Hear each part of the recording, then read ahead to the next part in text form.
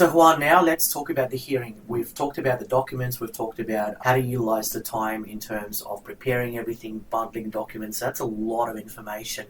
Now let's talk about the hearing. What happens at the hearing? Yeah, what happens at the hearing, and some tips as well on how to behave, how to speak, how to present your arguments at the hearing, and in a calm manner. And let's dive into this.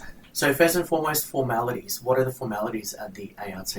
So obviously you're going to see that there is a time in which obviously everyone enters the room. You're going to have a brief introduction of who the member is going to be, who's going to be hearing your case.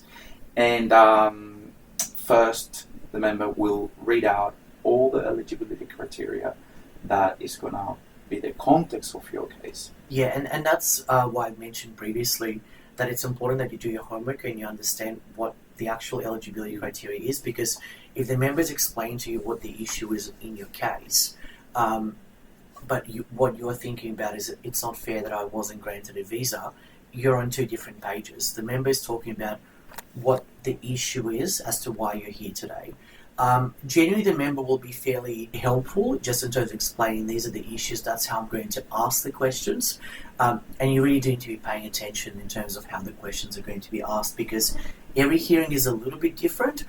You might be asked to give an opening statement. Maybe the member will ask you to clarify why you provide particular documents. So there's no real formula as such. It does take a little bit of time to go through the preliminaries, which is the formalities or the introduction, before you get to the hearing. So normally the first half an hour is spent on the formalities. It's important